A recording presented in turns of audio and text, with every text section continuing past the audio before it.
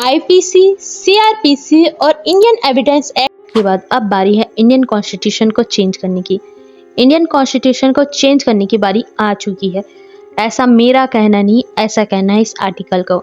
Article लिखने वाले कोई आम व्यक्ति नहीं, प्राइम मिनिस्टर इकोनॉमिक्स एडवाइजर के चेयरमैन विवेक देव राय की नया संविधान अपनाने का आधार दिखाई दे रहा है और इस आधार के अनुसार इस बारे पर विचार करना चाहिए, ऐसा कहना है विवेक देव राय का।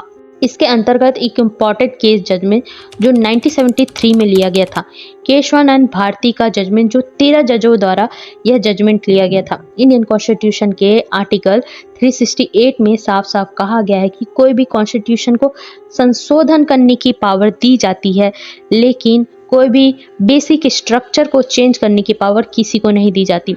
संविधान में दिए गए कॉन्स्टिट्यूशन को चेंज करने की पावर कॉन्स्टिट्यूशन असेंबली की थी, जो अब नहीं है।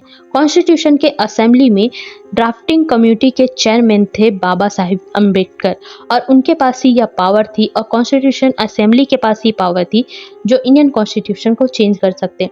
ये सारी इंफॉर्मेशन लोगों के पास होने के बाद भी इंडियन कॉन्स्टिट्यूशन को चेंज करने की बारी ही क्यों आ रही है, या इंडियन कॉन्स्टिट्यूशन को चेंज क्यों करना चाहिए? विवेक देव राय ने 3 तथ्यों को सामने रखा।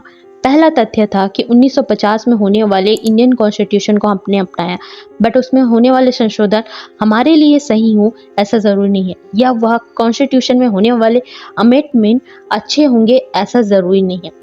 दूसरा तथ्य यह था कि 1975 में होने वाले केशवानंद भारती का जो जजमेंट है, पुरानी कॉन्स्टिट्यूशन में यह जजमेंट काम आएगा, नए कॉन्स्टिट्यूशन के लिए यह जजमेंट काम नहीं आएगा। तीसरा तथ्य जो विवेक देव राय द्वारा रखा गया, university of Chicago law school के अनुसार 17 वर्ष से अधिक कॉन्स्टिट्यूशन की आयु नहीं होनी चाहिए, ऐसा कहना है विवेक देव राय का। विवेक देव राय के जो तथ्यों को मैं एक सही फैक्ट बताना चाहती हूँ। जो सबसे पहले इंडियन कॉन्स्टिट्यूशन बनाया गया था, जो 90s में बनाया गया था, वैसा आज नहीं है, क्योंकि इसमें बहुत सारे अमेंडमेंट संशोधन किए गए हैं समय के अनुसार। कि इंडियन कॉन्स्टिट्यूशन ओल्ड 90s का है, उसमें संशोधन करके उसे पूरी तरीके से नया बनाया गया है। तो यह बात तो होता ही नहीं है कि जो 70 साल बीत गया है वह कॉन्स्टिट्यूशन पूरी तरीके से पुराना है, नहीं, क्योंकि इसमें संशोधन करके उसे समय के अनुसार बना दिया गया है। तो इसे हम नहीं कह सकते कि यह पुराना कॉन्स्टिट्यूशन है। और दूसरा क्वेश्चन जो 1975 में आया था, कॉन्स्टिट्यूशन के अंतर्गत जजमेंट लिया गया था, केशवानंद भारती का जो केस है उसके अंतर्गत जो जजमेंट लिया गया था वह पूरी तरीके से ओल्ड कॉन्स्टिट्यूशन के लिए था, न्यू कॉन्स्टिट्यूशन के लिए नहीं। उस केस का जजमेंट पूरी तरीके से कॉन्स्टिट्यूशन पर टारगेट है, ना कि उसके पुराने और नए होने पर।